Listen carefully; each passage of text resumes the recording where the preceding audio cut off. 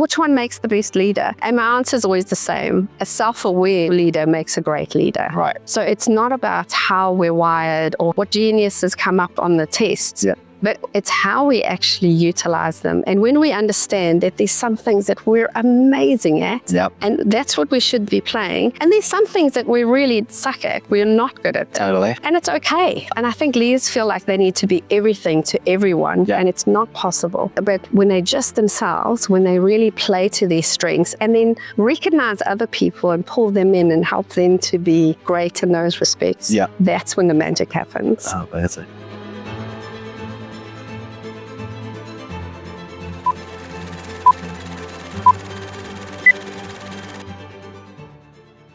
Hello and welcome to another episode of Ways to Wealth. Today I am joined by Tracey. Tracey, why don't you give us the too long didn't read about who you are and how you got here? Okay, so I'm a leadership and team coach, Yeah. consultant, and facilitator. Okay. And basically, in a nutshell, I ignite, encourage, and equip leaders so that they can have happy and healthy and productive teams. Yeah. In a nutshell. Nice. Awesome.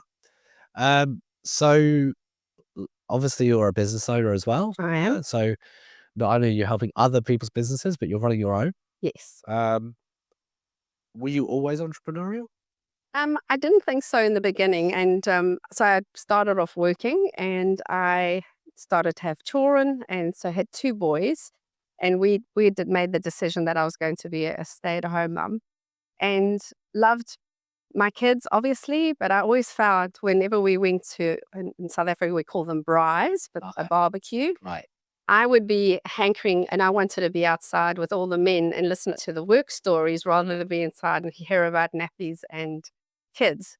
And I was always trying to create businesses for my husband. And eventually he said to me, look, I'm not interested. I don't want to, but I think there's something in you that maybe wants to explore this. So maybe this is something that you should pursue at a later stage. Right. And then I went to corporate and then, suddenly, and then after 10 years, I decided to have another child and I had another son. So I've got 3 boys. Right.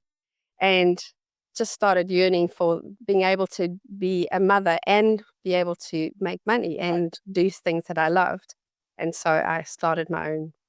Then I was a life coach. Oh, okay. And then kind of moved my way. But I realized I love business. So I got back into the business coaching. Oh, cool. So how long have you been in New Zealand? 10 years Okay. this year. Yeah. Yeah. Okay, cool. Yeah. So the corporate journey. So you got into corporate after you'd actually already had a few kids. Yes. Yeah. So I had 2 boys and then that was kind of 7 years at home looking after them. And then once they got to school, I was like, whoo, now I can go and do my own thing. I didn't then know what I wanted. I kind of played around with little businesses like selling makeup and sewing and what have you. But I just wanted to learn. I knew I wanted to get into big business. Right. And so I've got a passion for reading business books for some crazy reason. Which nearly got me kicked out of a book club, by the way, because they all wanted to read stories and I just wanted to read business all the time. Anyway, and then I went back and I got into a corporate place and I was in the training department and loved the intensity of it, helping people understand, grow and all of that type of stuff. And then, but when my 3rd child came along, so there was a 10-year gap, I suddenly realized that I had to always choose business over my children. And I thought there must be a way for me to have both. Okay. And so there wasn't as much flexibility. No. Yeah. Especially back then. Oh yeah, absolutely. Yeah. So working from home was absolutely unheard of. You didn't even do that if you were sick, you just stayed at home. Yeah. And also they were very strict on you could only take your lunchtime between 12 and 1. And my kids, I was really determined to fetch my kids from school. So I wanted to be the person that they discharged with. And whatever they'd faced during the day, I wanted to talk them through that. Right. So that they could manage their own emotions. And I didn't understand all of that, but I just knew I wanted to be the first person, to speak to them after they had this day that whatever happened. And which meant as I had to do a naughty and leave at 12:30 in the middle of my lunch and then only come back at 1:30, which was a big no-no. I had a lovely boss who kind of let me do it. But if if the big bosses would have seen it, I would have got a rap over my knuckles. And I just started to feel this is really constrictive.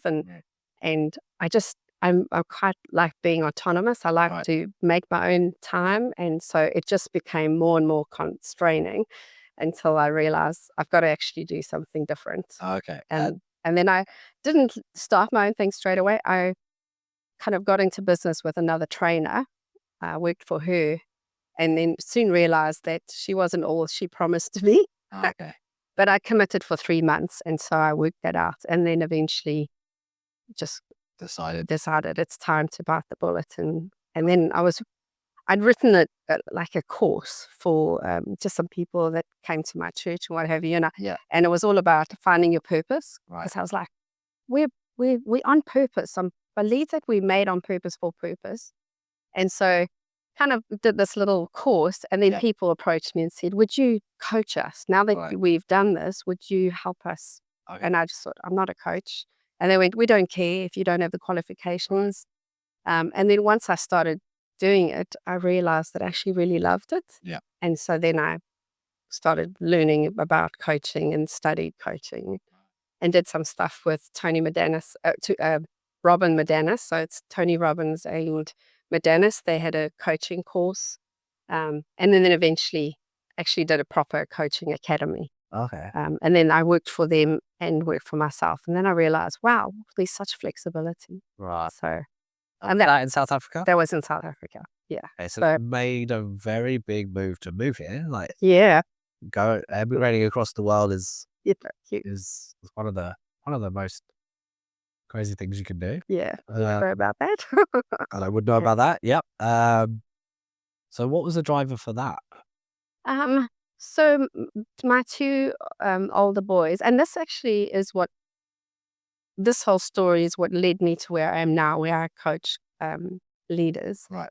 Is, my two older boys were finishing up school. The one had already finished school and was battling to find a job. And at that stage, there was a real, any corporate jobs, they were trying to even the scale. And so they were just not the right demographic for jobs. So they weren't allowed to work in most of those places. And I suddenly thought, oh my goodness, I'm going to lose these kids to overseas because they were starting to go, it's frustrating. We don't have a place here. Where do we go? And at the same time, my mum and dad were coming to New Zealand to visit my brother. So my brother was here. Right. And I was kind of like, I'm never going to leave South Africa because I'm going to be part of the solution here. And, I was very passionate about not leaving South Africa. And then when I realized that my boys were probably going to leave South Africa, I suddenly was, oh dear, maybe we should all do something together.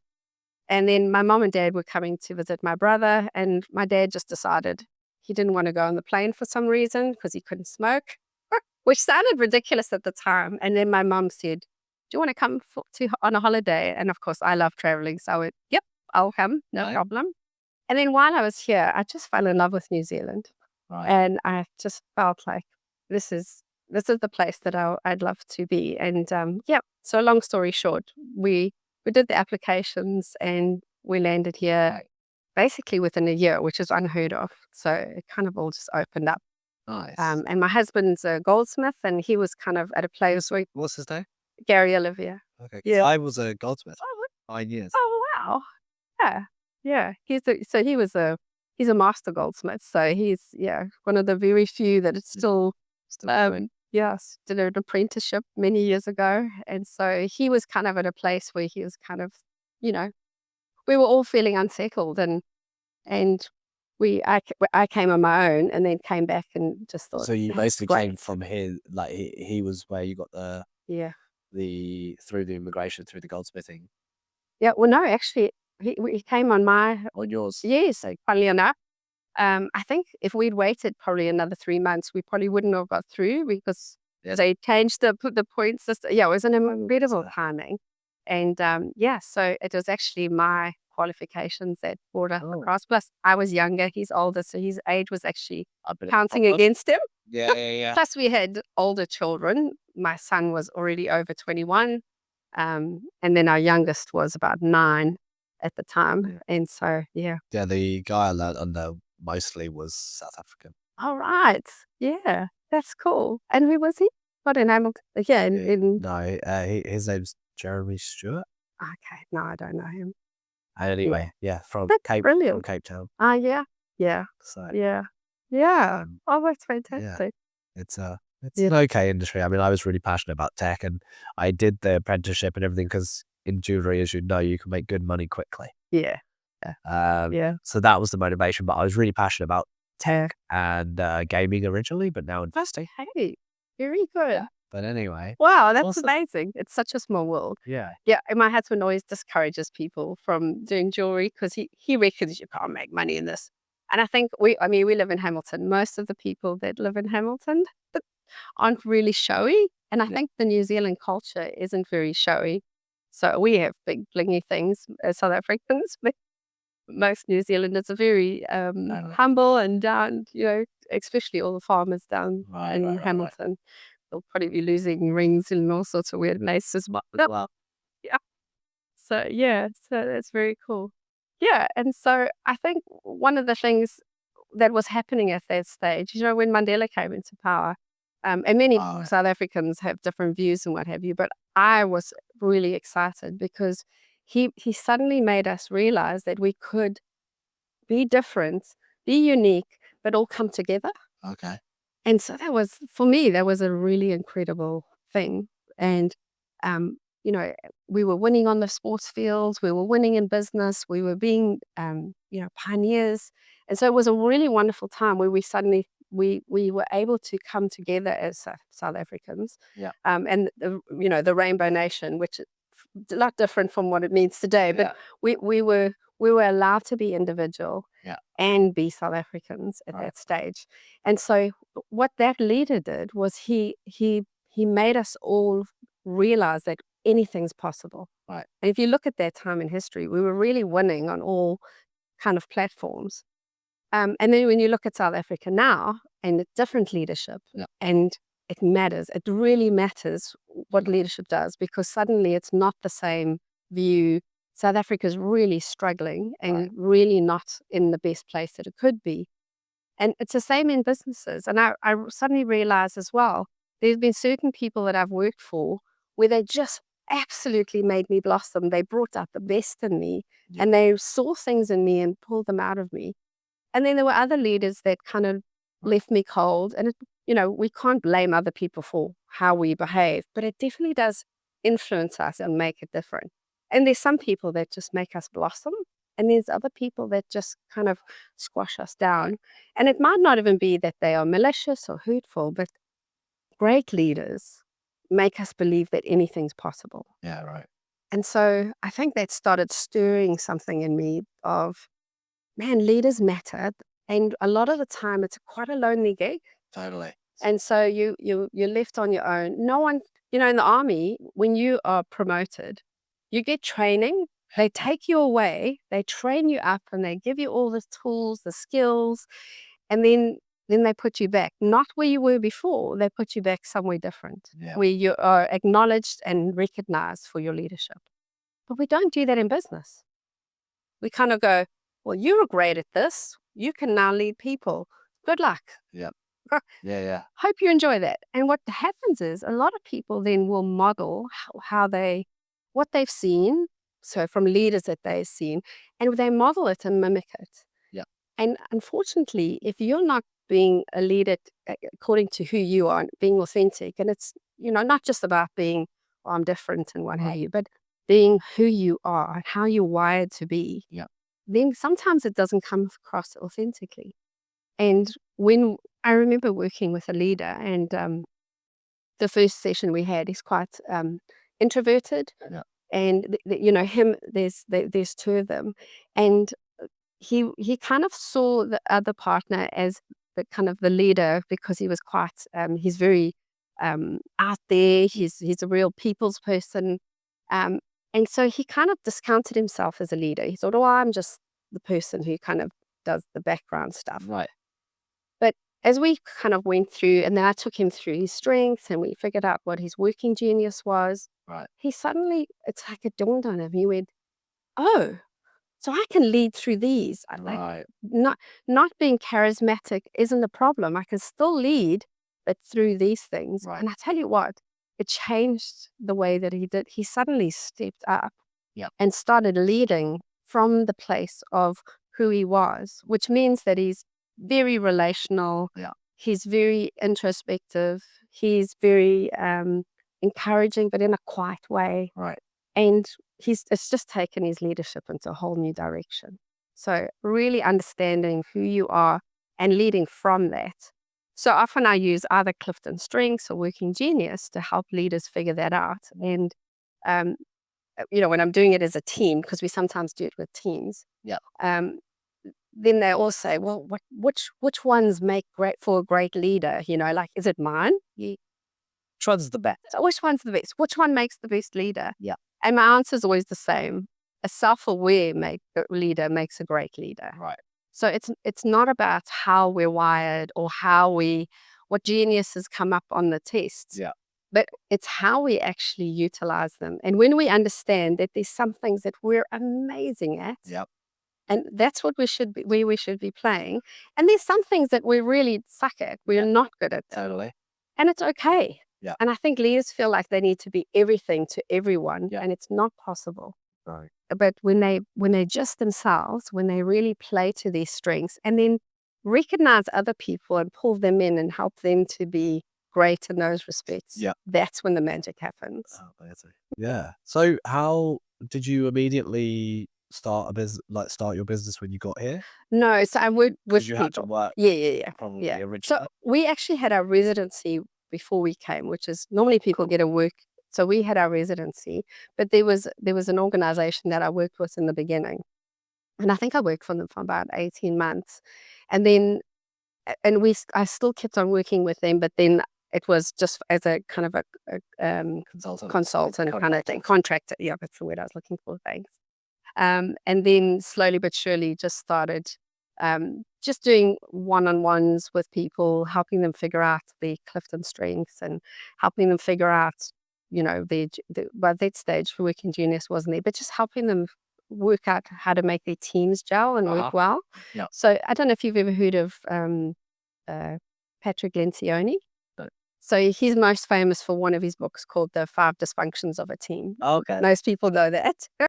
And so that I would go in and help teams really get on well. Right. And so that starts with trust, right? So if we've got trust, then the team works really well. If there's a high trust, that needs the high speed of delivery because no one's trying to protect and gas each other or holding yourselves and politicking. And then also the cost comes down because everything works. It flows, it's easy. Yeah. But when we don't have trust, everything slows down. We are protecting ourselves, sending that email, holding information back, and doing all of those things. And that makes the costs go up. So actually, trust does affect the bottom dollar because people often go, oh, trust, that sounds fluffy. But actually, it's not. It really is. It's economically sound for us to make sure that we have a trusting team. Yeah. And also, if the bottom layer of that, because it's one of the 5 behaviors for a cohesive team. Right. If we don't trust one another, and I don't just mean I trust you not to steal my lunch out of the fridge. It's kind of, I trust you enough to actually take the mask off and be vulnerable with you and go, I don't have the answer right here. Or, oh my gosh, I don't know what the next step is. Or, man, I'm really sorry, I blew my top and shouted at you. Right. Or just being able to be vulnerable with one another. Yep. When we have that kind of trust, then we can really engage in really good, what we call conflict, but really robust discussions about what's the right thing here. What's the right idea? Is it my idea or is it your idea? Well, no, actually, your idea doesn't help in this situation. And then you don't take it personally when we can have almost a good argument about what needs to be done. Right. And when we can have those arguments because we trust one another and we're not trying to, what's he trying to get or what's she trying to get, then we come to good decisions. Yep. And if we have those good decisions, then everyone's committed. So even though I had my say, but I didn't get my way, but I'm committed to what we decided on. Totally. And so we all committed to that. And when we have that commitment and we trust one another, we can hold each other accountable. So we can say, your behavior is actually not helping the group right now. Right. And when you trust me, I can speak into your life like that. And I can say, hey, you keep doing this in the meetings and it's really making it difficult for us to do a certain thing. And so that makes a huge difference. So it matters when we trust one another. And I found, for me, the tools around Clifton Strengths and people understanding themselves and each other is all about that self-awareness and other awareness. And what it does is it actually fast-tracks trust. So when I understand, when we'll look at your working genius because you did that test and what have you.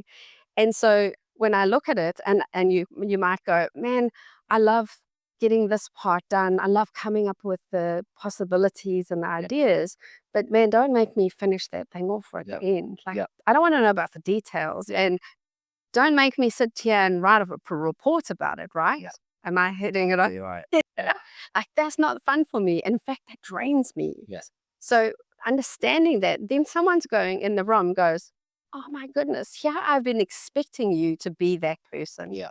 And you're not. And you're never going to be. And you actually, that's the place that you probably procrastinate, avoid at all costs, because you'd rather have your toenails pulled out one by one than be able to do that. You know what I mean? Totally. And so when we understand that, we suddenly go, oh, you're not trying to be difficult. And you're not just, we think people wake up every morning and while they're brushing their teeth, they're like, how am I going to mess with Charlie today? Like, how can I ruin his day? We sometimes think people do that. Yeah. But they're not.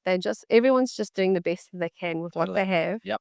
With the strengths and all the geniuses that they have, which are great in one respect and super irritating in another respect. Yeah, those strengths and weaknesses can be the same thing. Yeah, absolutely. Kind of a strength that is a good thing, but it also works against you in certain areas, right? Yeah. So, as a part of obviously the preparation for the pod, I did the thing. Yeah. The assessment. Yes, assessment. Yeah.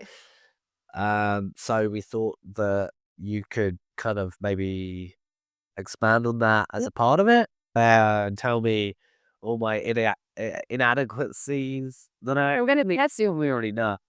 We to tell you why you're a genius, and then you'll have proof. I can frame it and remind to my team all my good parts.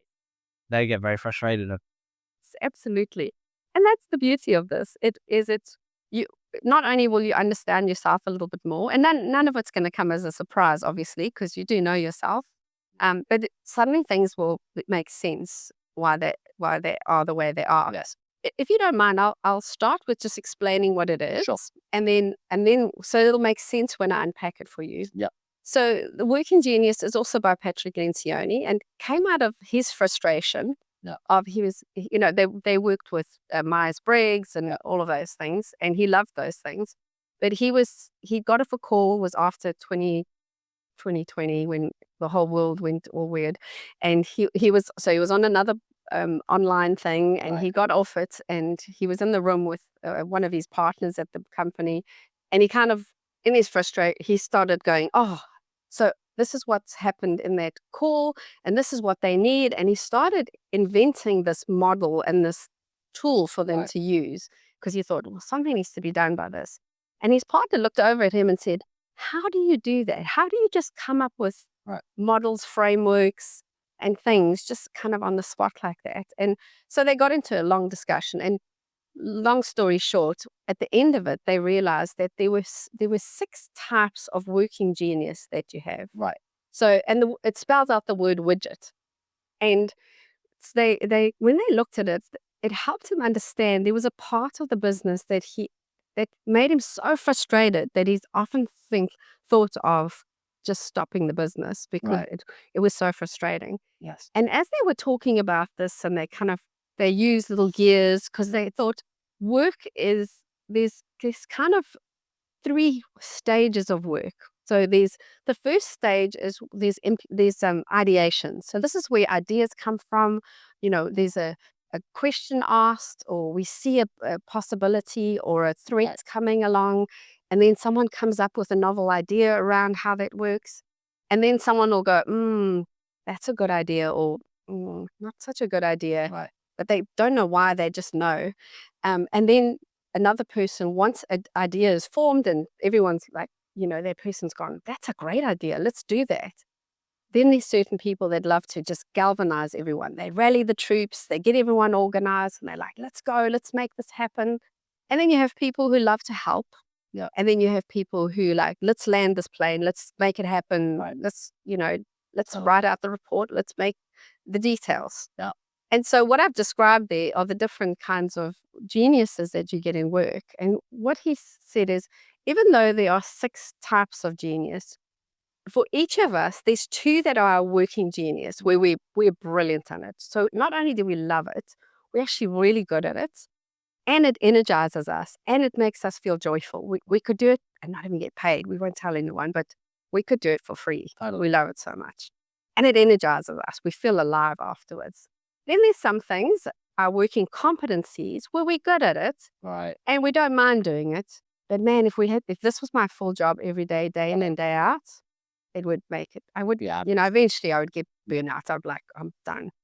And then there are parts of us that are our working frustration, where these are things that we're not good at. We don't enjoy. They do not bring joy to us. In fact, we'd rather have our toenails pulled out one by one than actually have to do that. So it's not fun. And so when you look at it, in that first phase of work, the ideation, you've got the people that have wonder, and you've got people who have invention. So they're inventors. They like to think things over. Then in that middle phase of work, you've got people who are discerners. They have discernment. And then you have people who are galvanizers. So they rally the troops. The discerners know instinctively if it's a good or bad idea. Right. And that last phase of work is implementation. Yeah. So these are people that are really good at helping people get the job done and making sure the job gets done. Yeah. So those are the 6 working geniuses. Yes. And so when we did your assessment, what we figured out, and these cards are for you. Okay. So the green ones with a little happy sippy cup. Yes. Is the reason is because when you do this, it's like the coffee stays hot forever. Okay. It keeps getting warmer, in fact, when you do it. Your working competencies are the little yellow cups, which it's like a normal cup that you get, a takeaway cup. Yeah. It stays warm while you're drinking it, but if you just left it, it would get cold eventually.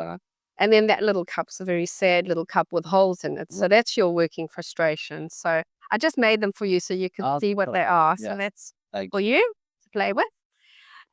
So what we saw in that assessment is that you have discernment and wonder as your working geniuses. So right at the beginning of it, and you might find that you've done this often, is you'll read something in the paper or see something and you'll go, man, is that going to be an opportunity for us in this business? Or is it going to be a threat, perhaps? Yeah. And so you're just in tune, and normally you're the one in the meeting that comes up with the gnarly questions.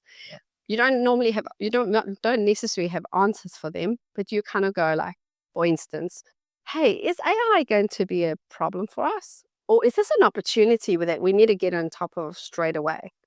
Way before anyone was talking about AI or what have you. So these are people that kind of are very high level in their thinking and kind of will have questions that people are like, what's that all about? So kind of really looking out and looking for like possibilities and threats, basically. Totally. Or where we're going to miss an opportunity. They're really good at asking those questions. And then your other one is discernment. So discernment is, these are people that instinctively and intuitively know what's good and what's a good idea and what's not a good idea. So they'll hear an idea and they'll go, yeah, I like some of that, but this part, I don't know if it's going to work out. And they'll go, well, where's your proof? Yeah. And unfortunately, you'll be going, look, I don't know. I just know it in my knowing. I just know that this is good or bad, but I can't give you proof. I can't metric it. There's no metrics for it. I just, in my gut, I'm telling you this is a good way or this is not good or what have you. So Those are your two working geniuses. Right. Then your working competencies. So these are the things that you are capable of and you don't mind doing. Yeah. And you're probably quite good at them, because sometimes we do them and we get stuck in that line of work because we're good at it. Right. But they're not things that make you feel like alive and like there's other two. Totally. And that's your galvanizing. So you probably can get people organized and excited and go, come on, guys, this is what we need to do. But if you had to do it all the time, it probably would get tiring. And that's what happened for Patrick Lencioni. Right. He was having to galvanize his books. He's written 12 books, business books. They're really good, by the way. And when he had all these books, he was like, come on, guys. But he really hated that part of it. He's like, he'd just written another book and he was like, oh, now I've got to galvanize this and sell it. And I really don't want to. Yeah. And they realized, well, actually, Cody is really great at galvanizing. Right. He loves selling your books because he believes in them, you know. Right. Why don't we get him to do it? Yes. And that's the great thing about it. The other thing that you are capable of is the invention, coming up with novel ideas. So thinking about things and going, hey, this is a great idea. And you probably find because normally what happens is the idea people, remember that's in the ideation stage. Yes. And then if you imagine gears, kind of, you'll see that in the back here, there's a picture of gears. Yes. So you imagine gears kind of link into one another. Yeah. So people that have the ideas need the people that have discernment to kind of go, yes, no, maybe, a little bit more. And people that love coming up with new ideas don't mind being told, no, you're not quite there yet. Right. Because they'll just come up with more ideas. Yeah. And that's their happy space. So they'll just have 1,000 ideas per minute if you give them a chance. Yeah. And then when you look at the two that are your red ones, which is the working frustration, that's tenacity and enablement. And so they really, when they got to the end, apparently they were kind of getting all the words, and then they got to the last one. They were like, hey, if we do a T for the last one, that means it'll be widget. That's awesome. Okay. But they kind of thought of empower, and Patrick hates the word empower because he was like, it's so overused now. Yes. And enablement has a little bit of a negative connotation. But he said, you know what, let's redeem that word, because that's actually what describes these people. Is they love coming alongside and saying, hey, can I help, and encouraging people. And so it doesn't mean that you're not a nice guy and you don't encourage people, because I don't hear that. But what it is you probably don't really enjoy that. You're like, you're quite happy to galvanize people, but like, don't really want to come and help you and hold your hand. No. And I don't just get on with it. You're right. No, totally. Like, and when you know that, it's okay. It doesn't mean you're nice or not nice. Yeah. It's just that's not your thing. Yes. And then the tenacity, these are people that they get energy from basically, I'll read it here, pushing projects and tasks through to completion. I mean, tenacity is my frustration as well. I'm like, oh, just no thanks. I don't want to do that. And I always felt bad about that, because I thought I could hear my dad's voice in my head going, if you start something, you've got to finish it. Right. And I'm a great starter. That's why I say I ignite leaders. I'm great at getting things going. Yeah. And so I literally built the business around my strengths and my geniuses. So I know how to ignite people and get them going, envision them, get them on their way. And then I'm like, see ya. Right. You go do that. Yeah, totally. And that's where my magic is. But not actually, if you ask me to do a 20-page report of all the stuff that we've done, I'm heading for the hills. Yeah. Because I really don't want to do that. And you won't get the best of me when you make me do that. Yes. And so this is what's so important. So what do you think about that? Yeah, I mean, I think, yeah, I mean, like, you got to be true to thine own self. Yeah. Right? Like, so I'm pretty aware of, what I'm good at. Yeah. Good. But I also recognize as a business owner, especially in the early phases, you're just forced into doing the stuff that you don't like. Exactly. And definitely, I mean, I'm actually quite, I mean, it's kind of interesting, right? Because if you think about, I think that the whole tenacity piece around is not necessarily, you don't finish things. It's that you probably don't finish them well enough and you don't love it. Yeah. So I think that as a business owner, you do get forced into the bits that you don't like. But you should try and get yourself out of that as soon as possible. And I don't think you could, I think you could, you could improve. I think through discipline, you can kind of get by. Yes. However, it's where's the best use of your time? So, I mean, I definitely think that in terms of the wonder piece and the discernment, I definitely feel like that's makes sense. I have a lot of ideas and I am quite inventive. Yeah. But I think these two at the start are probably, they enable wonder, and discernment enables invention. Yes, definitely. And then galvanizing, I'm quite convincing with the first three, with the wonder, discernment, and invention. So then that makes galvanizing easy. Because if you have an intuitive understanding of a problem and you can describe the solution, describe the future in quite a convincing way, then it makes galvanizing easier. Absolutely. However, I don't like really, and I would kind of put galvanizing in sales. Sales I'm very good at, but I hate. Yes. See, because you've got a competency for it. I wouldn't say I hate it, but I don't like closing. Yeah. Um, Because that's more of a tenacity thing. yeah, totally. Yeah. And I don't really get too much fulfillment from actually social engagement, Right. unless I choose, Yes. right? Because that's the, and I would say that, like, for example, I was mentioning that I love doing the podcast, I get to learn so much. I'm obviously quite curious. Yes. So I love learning, and I always want to learn new things and improve myself. So I love to do. Yeah. Um, And that's wonder, that curiosity. Totally. Right? But I don't, I will be tired. Like, I did 15 in 1 week. Whoa. And I was tired after. Yeah. Because it was being around people too much. It's like, I like being around people, but it doesn't fill me up. Like, I'd much rather be in a room on my own thinking of something. Yeah. So, like, in our organization, we bring people on, and I don't really hire for roles. I hire for people. Yeah. And then I find a person and I find out how they would help our organization. Typically, that's how I recruit. Okay.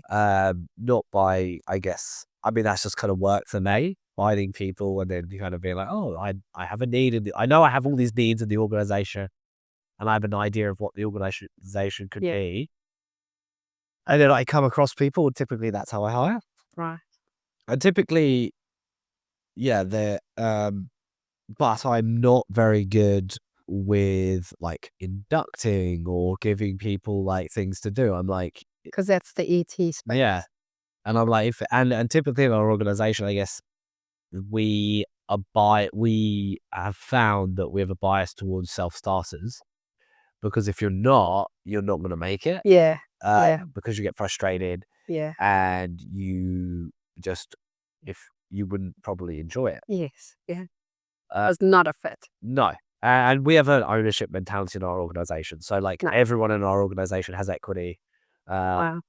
I'm a believer in basically, having a profound impact on your sphere of influence, not having this view that everything should be fair and that we should try and fix everything, because there's no actionable way you can do that. Absolutely. And that's one of those moments where I would get disengaged. If I think that something is not possible or silly, then I'll probably stop listening. Yeah. That's your discernment right there. So that's really important to me personally to empower our team and make sure that everyone basically has a great future. Yeah. Great. And so now it's about bringing the right people in. Yeah. We do have a really great, amazing team. That's cool. But we do have that kind of entrepreneurial kind of lens that you need to have that kind of bent. Yeah. Otherwise, you'd probably come in and you won't have all the information. Absolutely. Oh, and I'll be like changing your direction all the time. Which is something that we're actually working on. That not happening so much, but I might have an idea and think that we need to pursue this now, and then and that works 90% of the time. Yeah. But obviously, from time to time, you actually don't want to detract from something that we've got 90% of the way through. You need to get that over the line. Yes. So I'd say it definitely makes sense, and I've become more aware of I mean, as you get older, you do kind of start to get a sense of. Then you're like, oh, this is repeating itself. It's me. I'm the one that's doing that. Yeah. And I think it's hard, like, because I think that you do want to improve the areas where you are weak. Yeah, However, we will manage them. manage them is better. So better, and then you want to optimize, obviously, your time towards where you're going to have the best impact. Absolutely. And I think we're definitely there. I mean, the team that are with us and with me, like, we have a very long tenure because people like the freedom that I think that, because obviously this is not my first business, I see a prior business as well. And a lot of the team that were involved are actually moved on with the new entity. So Great. which is cool. It's fine. Yeah, I know. Yeah, it's about trust. Like, I don't have to second guess anyone in my team. 100%. And no one has to. It makes it go much faster, right? Yeah, for sure. We've always ran our business remotely because prior to like 2016, when I started the gaming business, we were already remote. Right. So we were well ahead of the game. Yeah. We incorporated this business in like mid 2020 because we'd already operated our business remotely. So we had an edge there. Yeah. Because everyone was just discovering it. You were like, we were like, we could do it. We know how to do this. Yeah. Or just nothing changed. Yeah. I guess we just didn't go through that change. Yeah. I suppose a lot of the tools that happened at that time now facilitated even better, working even better, like. Yeah, but we were on this thing called Discord. I don't know if you've heard of it. Oh, yeah. You have? Okay, yeah. They made me go on. Oh, they did?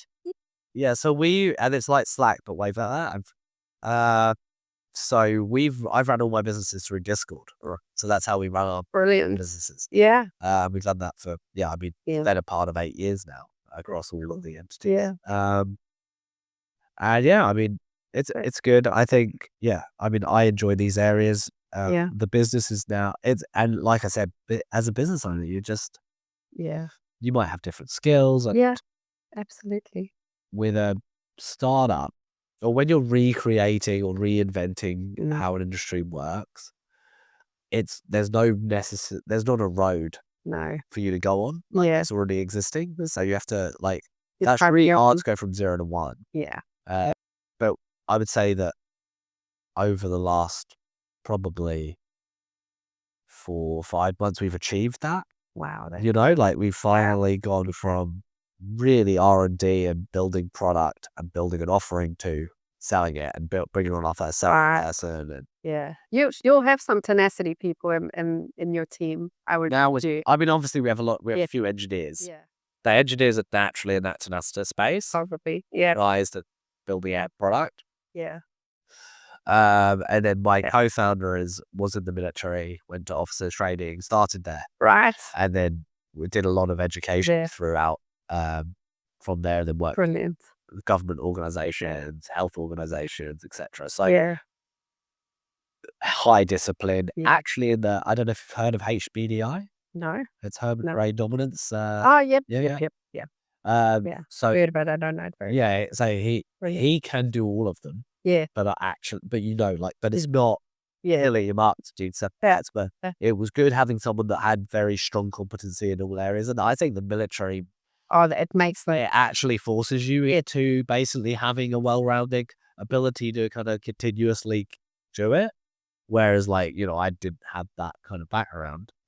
So that was really helpful. And from there, we've built the team out, and we've kind of now got a very well-rounded, strong and stable, happy team. Yeah. Which is really great. Brilliant. And now commercializing, many years of R&D, which is awesome. That's brilliant. That's lovely. That's good to hear. And I think you'd be surprised. And I don't get anything from it, but I would encourage you to hop on to it's called the 6 Types of Working Genius, and just get your team to do it. So it's like $45, and it was quick for you to do that, right? Like 15 minutes, 20 minutes. And it's just what it does is it gives you a map of your team, and then you can kind of see where everyone is and where the gaps are, if there are any. So you'll probably find that they won't have gaps. So there's an interface for how the team cooperates as a group. Yeah. So you kind of, it puts out a map of and I'm happy to help you, but you can do it yourself. And what you can do then is you can basically see where the gaps are and where everyone sits in those 6 places. And then you'll notice the areas normally, so I put it up for a team and then we'll look at it and they'll go like, oh, no wonder. We have no one in invention. There was one company that I worked with, there's no one in invention. So it just meant that they would just do the same things over again because there wasn't anyone that would go, hey, what about this idea? And let's solve this problem like that. And then once they understood it, the thing is you can borrow them. So they were the SLT, but then they were like, so-and-so is always coming up with great ideas. So when we're having that kind of a meeting, so it's that kind of first part of work, we've got someone who's great at the wonder, but we don't have anyone that no one even had it in their competency. We don't have anyone here. And some people actually, as a frustration, so they're going, let's not sit here. We don't want to do this. We want to move on to implementing. Right.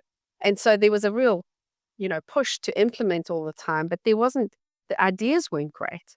So when they came up with this, they were working, one of the clients of the table group was Nike. Right. And so apparently they went into the group and they were like, he kind of put it all out there for them. It was still quite new, so they were trying it out. And they went, oh my goodness. We were really clear on the fact that we needed ideation. And we're really good about implementation, but now we understand this piece in the middle, the activation piece, which is your discernment and your galvanizing. Yeah. Man, we don't have a clue. And so what happens is we have these amazing ideas, and then these people at the end of the work are going, that was a really dumb idea, and now we can't complete this because there's a piece is missing here. So that was like a real breakthrough for them because they realized we don't have anyone who's actually going, you know what, that's not going to work. Yeah. Let's refine it before we get to the end result, because it just frustrated these people because they were like, why are you giving us such dumb ideas? Because this isn't going to work. And so when you realize that, it's really helpful. And then oftentimes you'll see that it's people's competencies, and you don't want to lean on those too heavily if there's a gap, because eventually it'll wear thin. So if they become the person that does that because they're the only one, you're actually going to burn them out. Yeah. So it's just understanding that, and it's a fun way. It's quick and simple, and like Clifton's strengths is quite nuanced. Yeah. And I love doing, when I work with leaders, I make them do it because I have the Clifton's strength, the developer. Yeah. And so I see potential everywhere. Yeah. And so what I like to do is make sure that I'm seeing the potential that's actually their strength, and then coaching them toward that, rather than, man, I just see potential in you. You're amazing. Yeah. Because I do tend to do that. So it's quite helpful. So I would encourage you to do that. And it's a lovely, it's like I said, you just go onto their website. I don't get anything out of it, but it's really, really helpful. Awesome. Yeah. Cool. Thank you. Yeah. Thank you so much for taking me through. So what does success look like for your business in the next 5 years then? Yeah. So I've just completed my MBA. Okay. And we had to kind of do a presentation. And I think for me, in the next 5 years, I want to be able to make a space. And for me, it's a physical space, and it's a emotional kind of a space for leaders to kind of draw away and be connected with other leaders, and be able to kind of work through personal growth and what have you in a way that is helpful. Because I think there's a lot of stuff out there for leadership development, but a lot of them it's just about teaching them the skills. Okay. And to be fair, like, no one had to tell you to be the leader that you are. Right. It's kind of inside of you. Right. And there was this drive to create something, to envision others. So, and when we start teaching people these generic skills, which are great, but I think those are mainly for, kind of middle people. Right. But leaders who know that they're leaders, they're leading companies, they're CEOs, they're founders, they just need often just a space to be reflective, to come away and be with people that are on the same page as them. And over the last few years, I've been experimenting with different groups. So I just pulled a bunch because I work with them. And to be honest, when I started this, I came from a place of judgment. Right. If I'm absolutely honest, because I was like, I'm going to fix these leaders. Right. And how ignorant and arrogant is that? Right. Because as I sat with them, suddenly my judgment moved aside, and just this compassion rose up for them, because it's an incredibly isolating place sometimes, because you're going through all these things, and there's often no one for you to just go, man, this is actually really hard some days, and I love what I'm doing, so I'm not whinging, but like, and so I pulled a bunch of founders and leaders and CEOs together and just took them for breakfast. They didn't have to pay for anything. And they were all quite introverted as well. Right. And so I just realized there was no space for these guys to go, because they don't do the networking thing. They don't enjoy that. So I just created a space for them to just be with each other. And so that we've been doing that for about 3 years. I call it the Leadership Haven. Okay. And I just wanted to be in that room and hear them. Yeah. And one day, about a year ago, one of the guys was just at the heart of people starting to look at retrenching and what have you. And one of the guys went, I just want to say, I'm really struggling. I'm having to let some people, go. And we've never had to do that in our company. And I'm really struggling with this. And I tell you what, it's like I could hear the masks fall on the table, because people were kind of like, me too. Yeah. Right. Me too. This is hard. And it wasn't a soppy, oh, woe is me kind of thing. It was just a real genuine. And I tell you what, the dynamic of the group shifted completely after that. So that's the vision, is I want to create a space. I'd love to. There's one place I walk past. It's a motel now, but I'm like, that would make a great leadership center. And it's not about teaching leaders. They know how to lead, but just giving them a space to draw away, like an oasis. And oasis it's a kind of lame thing, but I've created this thing, the Oasis Leadership Program. Right. Because it's, Oasis is a place where people would travel. Travelers would come and they would join, they would eat together and drink water and refresh themselves. And some of them would say, look, I've traveled from there, and just watch out for there. And we've traveled from here, and there's another little thing over there. And I want to create that space where leaders can come together and share their experiences, their notes, and then equip them. So to have some stuff that is different from, this is how you do communication and all that, because it's important. I'm not knocking it. It's really important. But this is different. Yeah, So totally. that's the vision. Awesome. That's really cool. I kind of recently have started saying, I had a realization that our heroes are human. Yeah. Right? Yeah. And I used to, when I was younger, I used to be very judgmental, because I came from a background that was probably not the best, and I was very judgmental of that background. Yeah. But then I obviously lived life and got a bit older, and then kind of realized that actually, it's a gift. Well, that we're all human. And then also we often put people that we see, like CEOs, entrepreneurs and stuff, on this pedestal of being at a standard that's not actually fair, because they're human. And they're actually just muddling their way through the world like we all are. Yeah. And you obviously hear about these founders, and they're always the overnight success that weren't the overnight success. 20 years and they're not over. So. Exactly. So I think it's really good to kind of have that empathy around, like, yes, times change, but we're all kind of going through a very similar cyclical, journey, and like we all face relatively similar issues, dressed in different kind of clothes, 100%. or costumes. Yeah. So that's something that it's been a bit of a realization for myself. That's great. And then I guess in terms of I think coming to terms with that kind of realization, I think is a good part of everyone's journey. I think everyone gets there. Yeah. It depends how long you take to get there, and it can be a different amount of time, and that's fine, because we're all running our own little race. Yeah. But what are some and obviously, we've got the framework through what you do and the kind of working genius. But what are some, I guess, because the testing's a good path, that's an easy trip, easy hack for people. But I guess beyond that, are there any easy wins, low hanging fruit for people to start to have that realization of who they are and how to best. Yeah. I think these help. They're lovely tools because they're quick and easy. You kind of get confirmation and what have you. But I think for especially if someone is like, I feel like I'm leading something.